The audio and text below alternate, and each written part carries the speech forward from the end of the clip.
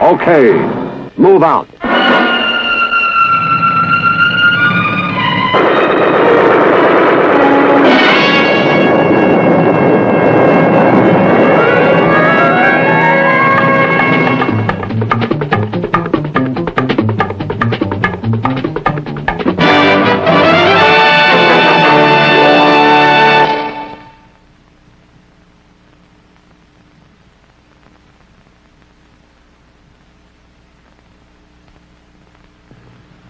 Much has been written on the subject of military history. Army planners of today have learned many important principles of combat operations from military engagements of the past. Regardless of their historical background, all armies shared one common problem: how to get the soldier what he needed to win his battle, when he needed it. The military term for this support is logistics. And from earliest times, this problem was of grave concern to military leaders. Alexander the Great worried about supplying his expeditionary forces, which stretched from Greece across Asia Minor to northern India. Alexander's military campaigns were successful mainly because he was able to hold the Mediterranean coasts of Palestine and Syria. He used these coastal areas as supply bases, or depots as we call them today. From these bases, he was able to replenish his armies with the supplies and assault equipment necessary to win victory.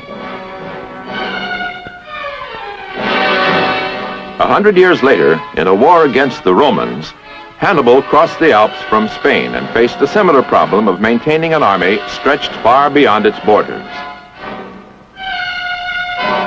Unable to obtain mastery of the seas around southern Italy, Hannibal did not have the advantage of coastal supply bases. Supply lines by land over the mountains proved inadequate, and eventually Hannibal's military efforts in Rome failed. Napoleon's armies marched to disaster when they invaded Russia in 1812, without adequate provision for maintaining the troops through the rigors of the Russian winter. Military history is full of similar examples which demonstrate the importance of logistical support for the fighting man and the critical role it plays in the outcome of battle. In our own time, U.S. military operations during World War II included a massive logistical support effort in both Europe and the Pacific. With large armies fighting on all types of terrain halfway across the world from each other, logistical planning in World War II became a task of immense scale and complexity.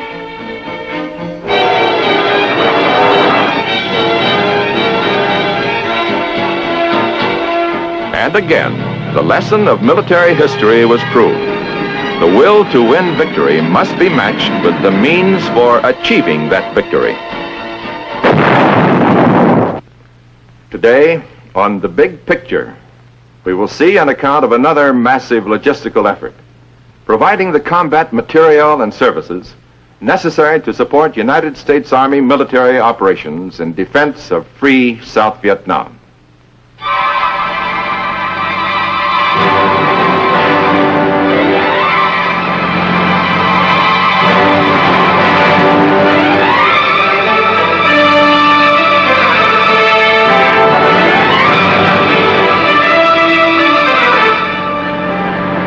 The major part of the supplies and equipment sent to Vietnam begin their journey at ports on the west coast of the United States. Delivered to the docks for shipment overseas are all supplies, weapons, and facilities necessary to equip, transport, and maintain our Army on its Vietnam mission. Many important supply items are taken aboard in specially developed containers to facilitate loading and unloading. Everything from food, small arms, ammunition, and medical supplies to helicopters and heavy weapons must be available in good condition for delivery to our fighting men.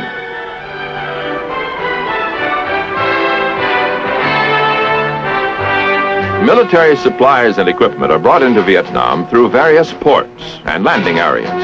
Major ports are Saigon, Newport, Quy Nhon, Da Nang, and Cam Ranh Bay. Materiel is moved inland from the ports and coastal areas to regions closer to the combat area where support depots are established. With the rapid buildup of U.S. forces in Vietnam in 1965, crowded port facilities at Saigon had resulted in a backlog of as many as 40 ships at a time, waiting in the harbor for a place to unload.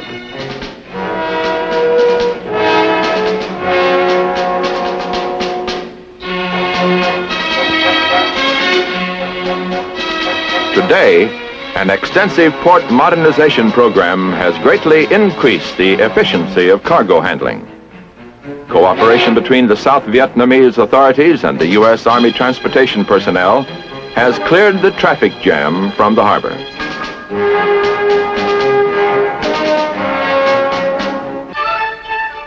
Methods for unloading cargo have been improved through careful study of terminal management techniques. On Saigon's docks, cargo is shifted quickly and easily by forklifts.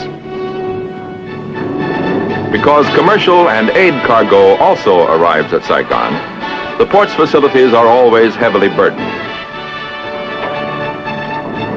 Over 200,000 tons of military cargo may be unloaded here in an average month, and an equal amount of commercial cargo.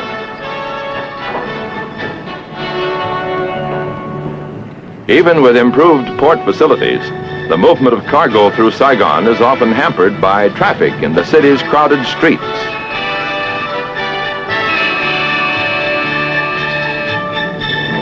To help relieve the logistical burden on Saigon, the Newport Transportation Terminal was built 3.5 miles upstream from the capital. 4 piers can accommodate heavy cargo vessels. Equipment and supplies arrive here from various U.S. Army depots.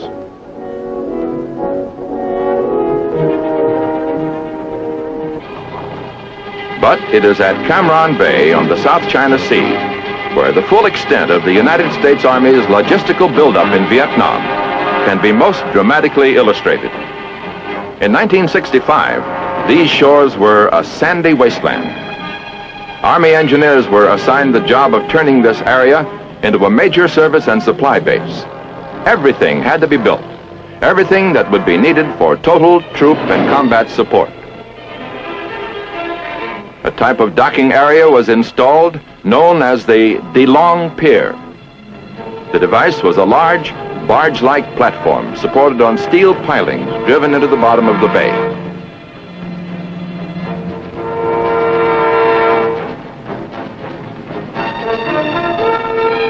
DeLong piers are in wide use at many South Vietnam coastal supply points.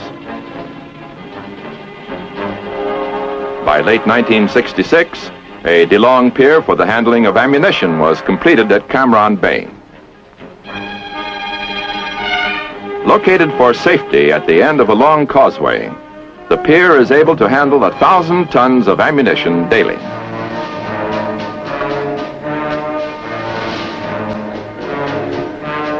Ammunition arriving from the United States is moved out as quickly as possible by land, sea, and air to the various combat sectors. Petroleum products for U.S. Army aircraft and vehicles are handled at specially built facilities. This jetty at Cam Ranh Bay can accommodate large tankers from which petroleum is pumped at the rate of over 400,000 gallons an hour. A few miles inland, a tank farm stores the petroleum for use as it is needed. A variety of general support maintenance units services military equipment.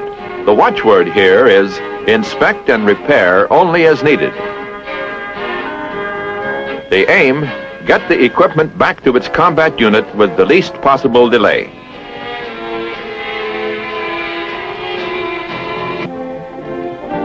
What was formerly a sleepy fishing village has become a dynamic modern port, capable of offloading, processing, and transshipping immense quantities of urgently needed military supplies and equipment. Nearly 25% of all the military logistical supplies coming into the country enters here. The remarkable development of supply and service capabilities at Cam Ranh Bay is typical of the U.S. Army logistical buildup throughout South Vietnam. Often, supplies must be concentrated in areas where port facilities are either inadequate or entirely unavailable. In these cases, ships anchor off coast and cargo is unloaded over the side onto lighters.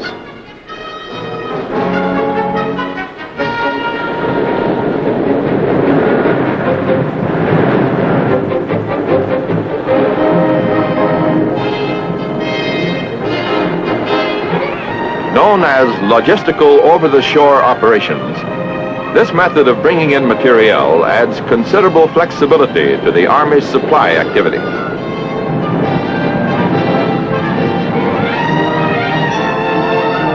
All major logistical centers are strategically located for the most effective distribution of combat and combat support items.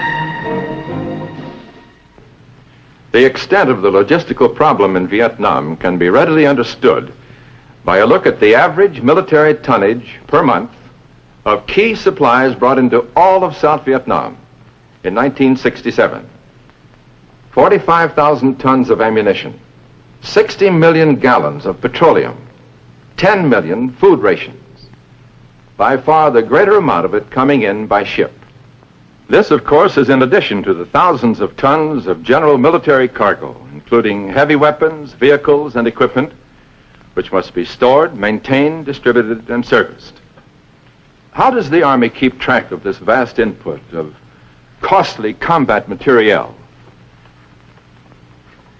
Once at the coastal areas, how do the supplies actually get to the troops in the rice paddies and central highlands of South Vietnam? And what about the many essential logistical support services so necessary to the Army's mission? The answers to all of these questions lie in careful planning and organization of our logistical facilities in the Pacific. Until 1967, these facilities at Okinawa, headquarters of the 2nd Logistical Command, were the marshaling point for Vietnam-bound military supplies and equipment. But pressing and increased logistical needs required shipment of the vital combat materiel directly to South Vietnam for more immediate deployment. Much of the heavy-duty maintenance on military equipment is still accomplished on Okinawa.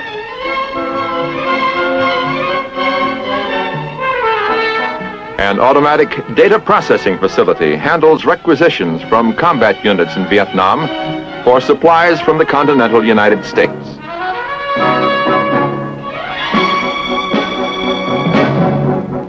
Linked directly to the Okinawa Command is the 1st Logistical Command at Long Binh, South Vietnam. Here, an inventory control center, working in conjunction with the Okinawa base, keeps records of existing supply stocks in Vietnam and determines future needs. The 1st Logistical Command is responsible for the distribution of combat supplies and equipment coming into the country for United States and other free world troops. This is the largest single Army troop command, with over 60,000 personnel trained in supply and maintenance operations and servicing American and Allied soldiers throughout Vietnam. From ammunition to rations, from gasoline to bridges, from medical supplies to housing, the 1st Logistical Command supports the soldier in the field with everything he needs to sustain him in his combat mission. Before setting out in supply convoys, drivers of Army trucks are briefed on possible hazards up ahead.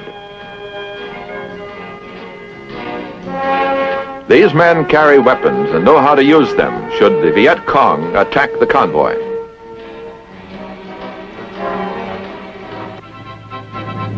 Most supply items move by truck from depots to forward support areas as close as possible to the combat zone. Road conditions in Vietnam are not always equal to the task. Many combat areas cannot be reached at all by vehicular traffic. Where road access is not available, helicopters touch down on landing pads and bring in the precious cargo.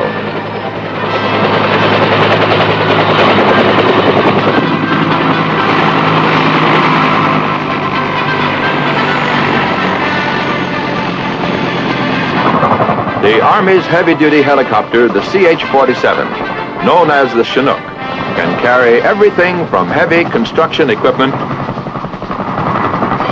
to an entire troop unit directly to the battle zone.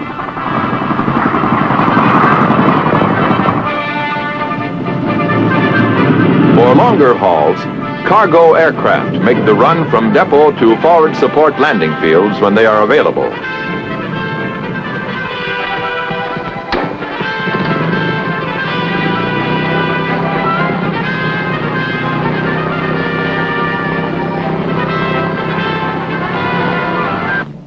Each forward support area keeps a stockpile of all classes of supplies geared for the particular type of unit it supports. Supplies are kept at levels necessary to support the speed and intensity of the unit mission.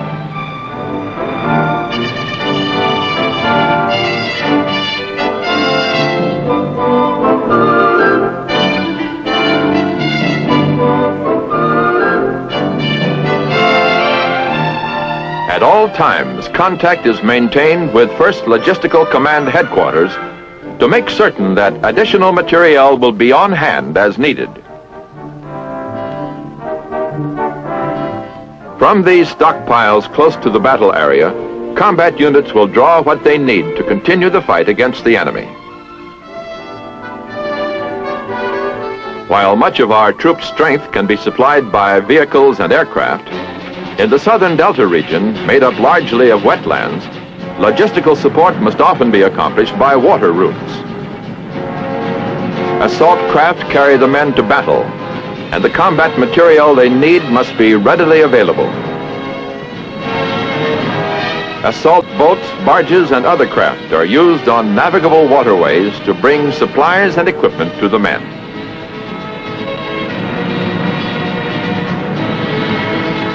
Everything the soldier needs to do his job goes by water. Floating firing platforms are one of many logistical support facilities that must be provided for the riverine force.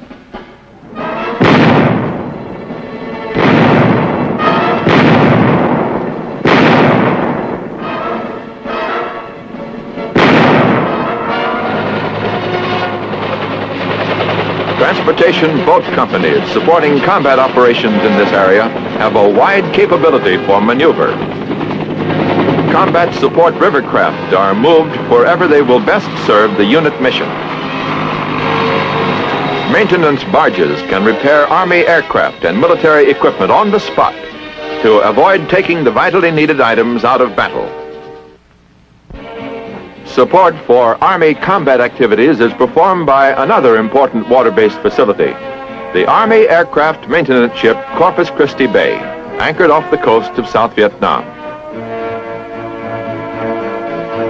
The vessel carries a team expertly trained for every major aircraft maintenance specialty on rotary or fixed-wing Army aircraft. In battle, time is always critical. Aboard the floating maintenance ship, valuable hours or even days are saved in repairing equipment that might otherwise have to be sent to U.S. bases in the Pacific or back to the United States for maintenance.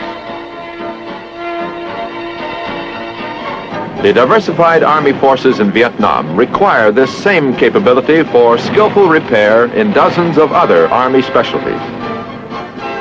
Equipment such as armored vehicles pose a particular maintenance problem. Tanks, armored personnel carriers, and other combat vehicles may be disabled not only as a result of enemy action, but from the rigors of heat, humidity, and difficult terrain.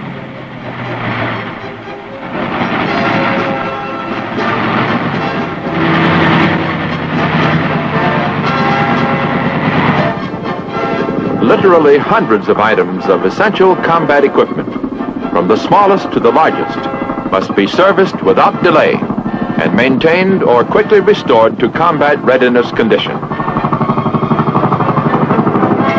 Maintenance is one of the foundations of logistical support.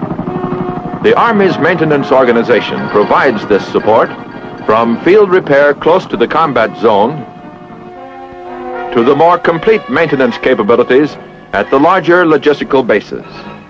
thorough command and control along the entire chain of logistical support assures that carefully planned combat operations can go forward uninterrupted and with greater chance of success.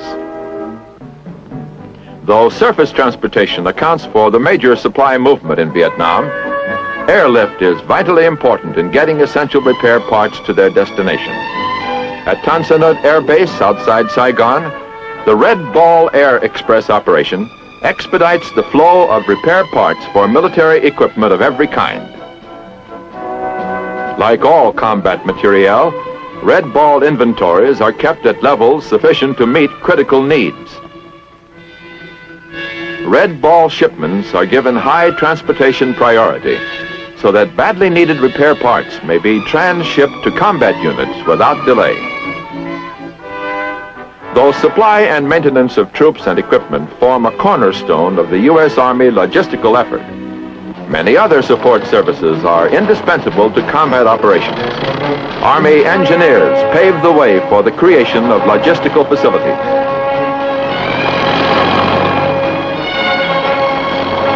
Engineers have developed new and more effective methods of clearing jungle regions for helicopter touchdown zones or landing strips for Army aircraft.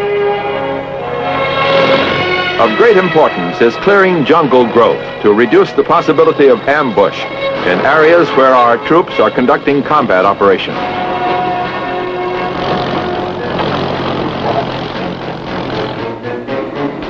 Another method of clearing areas where the enemy may hide is by defoliation or chemical spray, which inhibits the growth of foliage.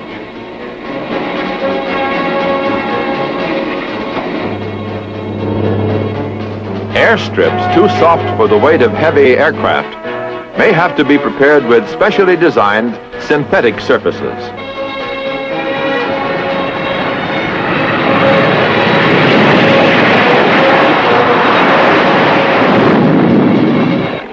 Facilities for preparing construction materials such as concrete or asphalt are operated by Army engineers. Guaranteeing adequate supplies of safe drinking water for the soldiers is an important engineer responsibility. At water purification plants, continuous tests are performed on water resources.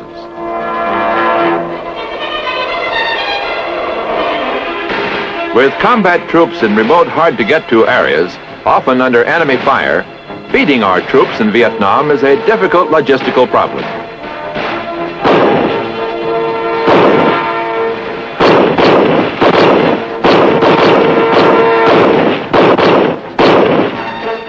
Food is brought into bivouac areas by truck wherever possible. When surface transportation can't get through, food and water are airlifted in.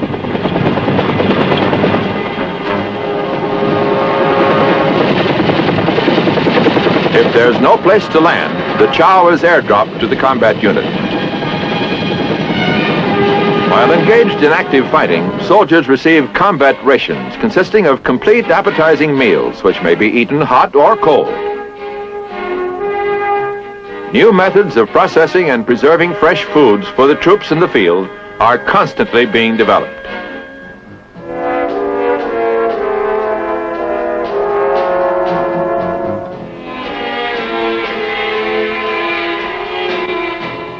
Care for the individual soldier in war or peace has always been a major concern of the United States Army. In Vietnam, medical evacuation of the wounded may call for special logistical support in equipment and operational methods. This rescue hoist mechanism can lift a wounded soldier out of a jungle region with the aid of a specially rigged seat.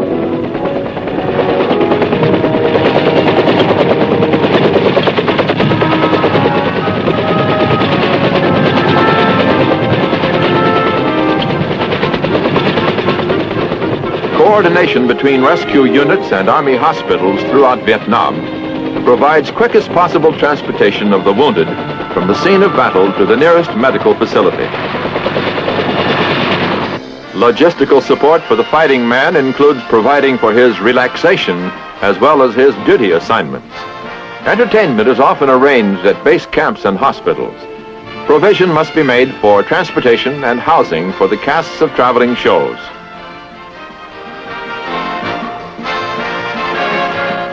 This company of entertainers stars Martha Ray in a special performance at the 2nd U.S. Army Surgical Hospital in Vietnam.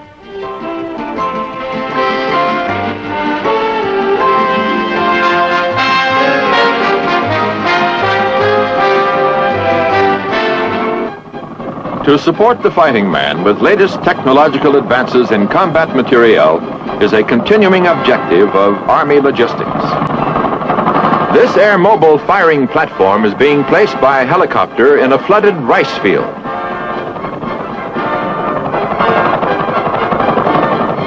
A 105mm howitzer is brought in and positioned on the platform, providing a unique artillery emplacement.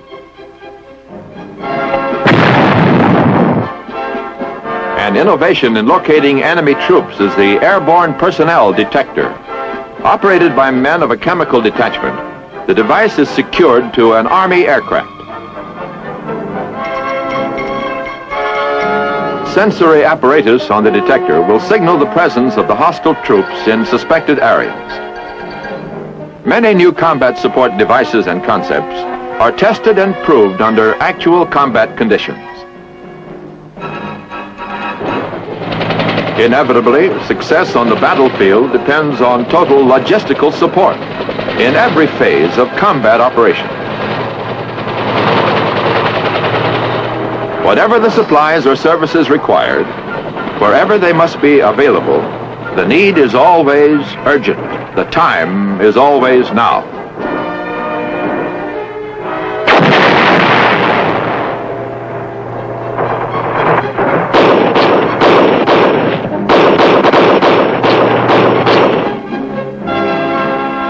Army behind the Army. The personnel who back up our fighting men with supply, maintenance, and service are indispensable to our military effort. They are, in fact, our pipeline to victory. The famous 19th century Prussian military strategist Karl von Clausewitz summed up the purpose of Army logistics vividly in his famous series of essays on war. To bring every available man, horse, and gun to the battlefield in the shortest possible time and with the utmost momentum. In terms of our modern, more sophisticated military ways and means, that is what we are doing in Vietnam today. That we are providing total support for the fighting man is proven by this significant fact. Not a single United States Army combat operation in Vietnam has ever been delayed or canceled for lack of logistical support.